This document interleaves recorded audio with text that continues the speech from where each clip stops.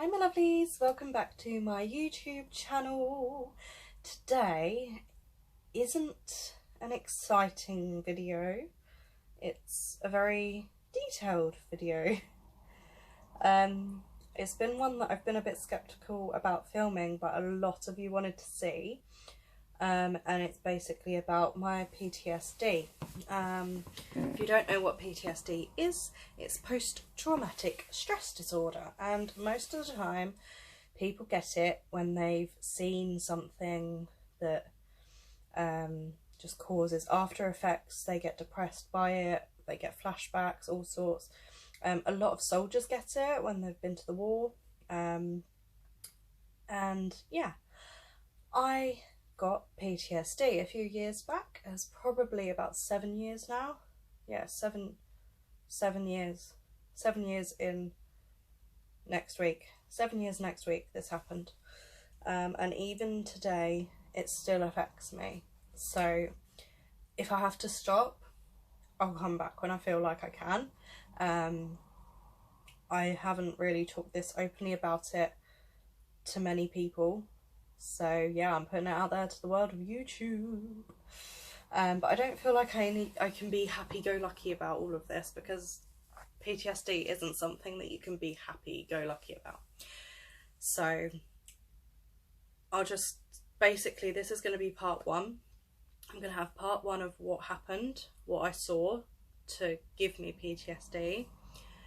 Then I'm going to do part two of how it affected me, and part three of my recovery. So a lot of you said that sounded good. Some of you wanted one big video, but personally I thought it was better to break it up, and a lot of people wanted me to break it up and do a few story times about it. So I thought I'll do three sections of it. So this is the first time I've properly opened up about it to anybody but my husband and my parents. So see, I'm already, please ignore the idiot outside with really loud music. It's one of them things where I just don't know where to start. Right, I'm just going to start from the start.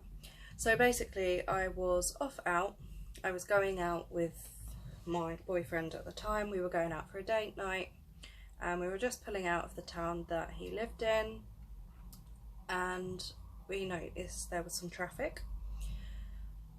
I can't believe how it's already, I thought I could film this. I actually thought I was strong enough to film this. Oh, I'm still going to do it. I've promised I'm going to do it. I'm going to do it.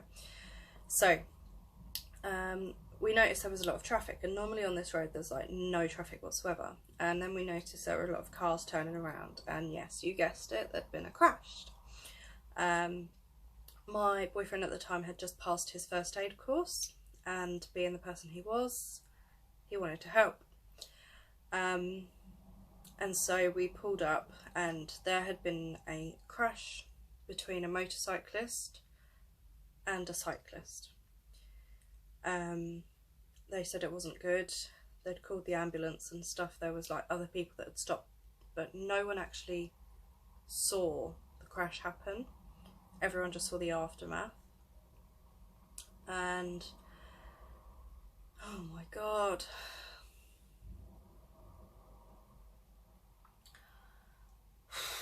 I can't believe this. I can't believe I can't talk about it. I don't talk about it a lot, but sorry, I'm really trying to, I want to tell you guys, because I think PTSD is very important and it's not spoken about. Right, so yeah, like I said, there'd been a crash between a cyclist and a motorcyclist, and when we pulled it up, my boyfriend, when we pulled it up, got out the car and ran straight to the one that was laying on the floor, not breathing, not saying anything. I kind of sat there for a minute, because I was like, well, I don't know first aid, what am I meant to do? I don't really know, you know, so I just kind of sat there for a minute. And then I felt like I needed to kind of get out to do something. And so I went to run to the one that was screaming out. and he couldn't move. He couldn't move his legs, and he was screaming. He wasn't wearing a helmet, the motorcyclist. This is the one I went to, the motorcyclist. He wasn't wearing a helmet, but he was still screaming, and he was fine. Like, he wasn't fine, but he was alive, but like in a critical condition. And I couldn't help, so I kind of just walked back, and I could see there were some people that were helping him and trying to keep him calm while we waited for the ambulance. And then I went to walk back to the car, because I just thought, what is the point of me being out here? One, I don't know what I'm doing. Two, I don't know how I can help. And three, this is not like good. So as I walked past the other guy, so basically it was quite a distance between the two. So the cyclist was near on the left side of the road, and he was by the grass verge, and I would say it was a good 3 or 4 meters up the road on the other side of the road there was this motorcyclist screaming. So they'd collided, and from what they think basically happened is that sorry, someone's just messaged me. The cyclist was going up the road. He was an old man basically. He was wearing a helmet, and he was cycling up the road, and this motorcyclist was coming up behind him. This is what everyone's gathered over the years through getting information. And apparently a couple of minutes before, people who did drive past the cyclist said he was a bit wobbly and looking to cross the road. Well, from what we can think happened, he tried to cross the road and didn't hear this motorbike coming, and the motorbike came up behind him. So that's what we think happened. The cyclist, his helmet was in half. All across the road was his bike, bits of his bike. The motorbike was actually fairly intact. Is she awake? Okay. Just go and keep an eye on her, because if she rolls off, don't keep her awake though. Put your feet in the cold water. I won't be a minute. I won't be a minute, I promise, okay? I love you. He's had hand, foot and mouth, bless him, so he's been putting his feet in cold water to make him feel better. I love how he says I love you, he's so cute. I think he knows I'm feeling a bit. So yeah, like I said, the motorbike was still intact. The motorcyclist was not wearing a helmet. The cyclist was wearing a helmet, but it was smashed in half, and the bike was everywhere. The bike was actually, but like the actual frame was like bent in half. So yeah, as I walked past the cyclist, I'm sorry I'm not looking really in the camera, it's because I'm trying to keep my shit together. And then as I walked past, my boyfriend was doing CPR, and the man, his left leg was wrapped basically completely around his right leg, and it was fractured, just completely gone. It was like jelly.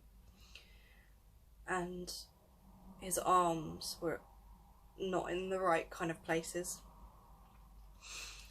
and he'd obviously fractured a lot of his ribs, because as my boyfriend, I keep going to say my husband because I'm so used to talking about my husband, as my boyfriend was doing CPR on him, it was just like a hot water bottle, like, you know when you push a hot water bottle, it was like that.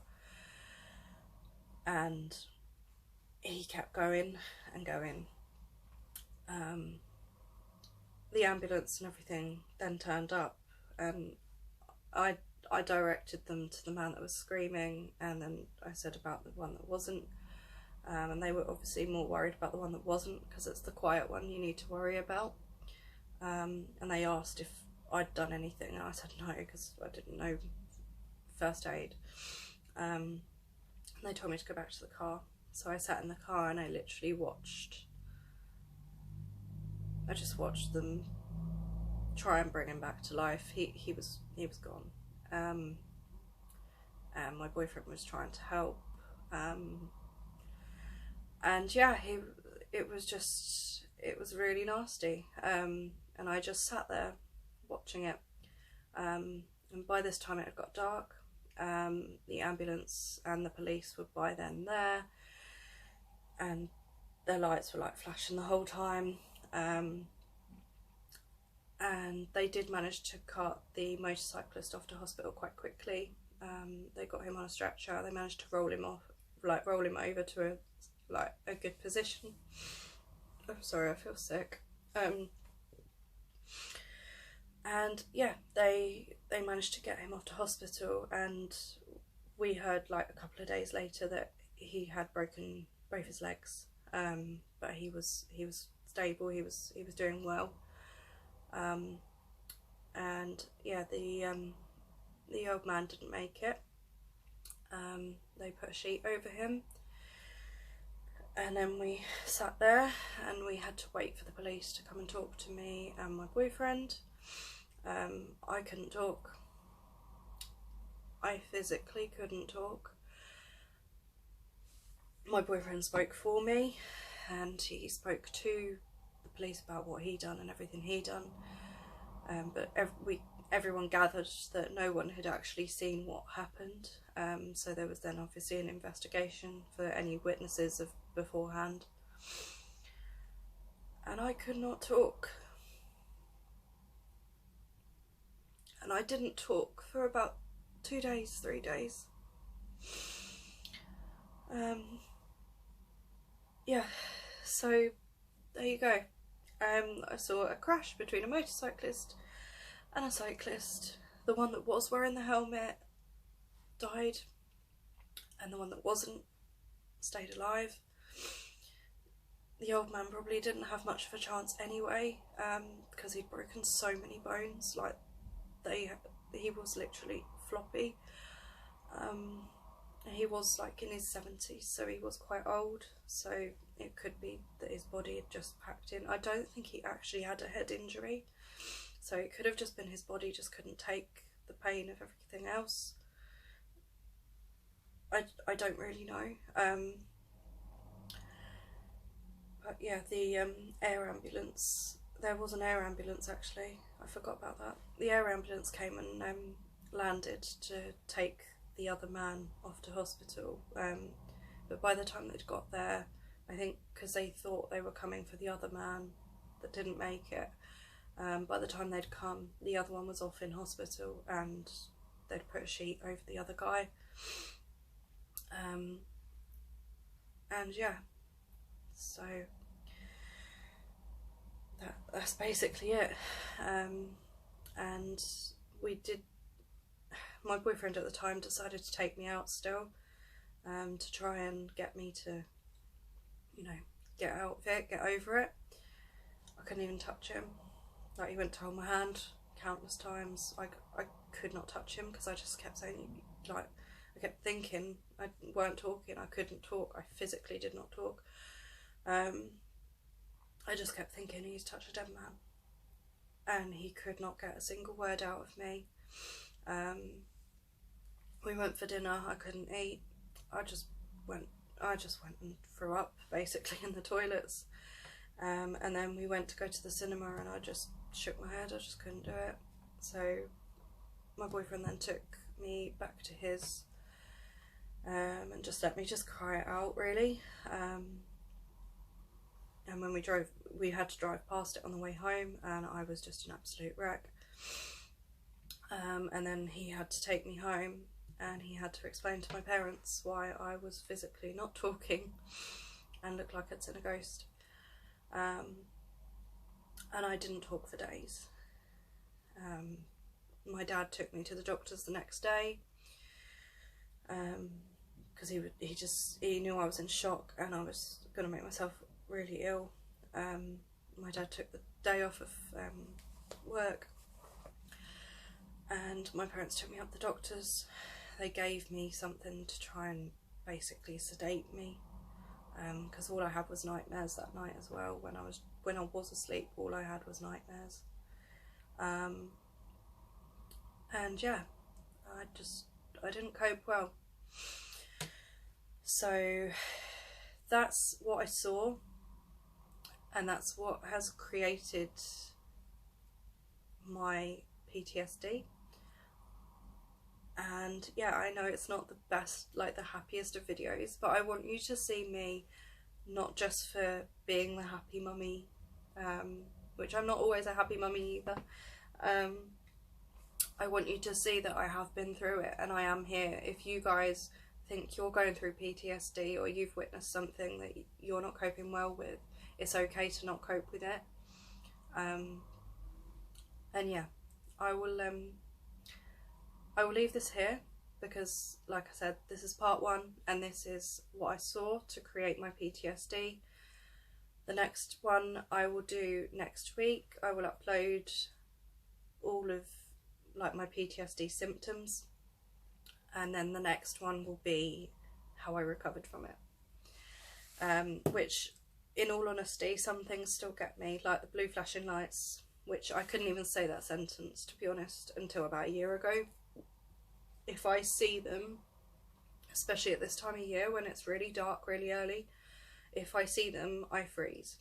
So even now, 7 years on, I'm not quite right. So if you want to know how I got treated for it and everything else, all the flashbacks and how I reacted to witnessing this crash, then don't forget to like this video and subscribe, and you will find out next week. I'm really sorry this hasn't been a happy-go-lucky one, but like I said, I want to just raise awareness for PTSD because not a lot of people realise just how hard it is. So yeah, I hope you all have a lovely week, guys. Thank you very much for watching and always supporting me. I'm so near to 100 subscribers. I'm so excited. This is my year and I'm opening up to you because I just feel that it's best to do that, and I want to try and help at least one person out there that might be suffering with PTSD as well. So thank you very much for watching. I love you all.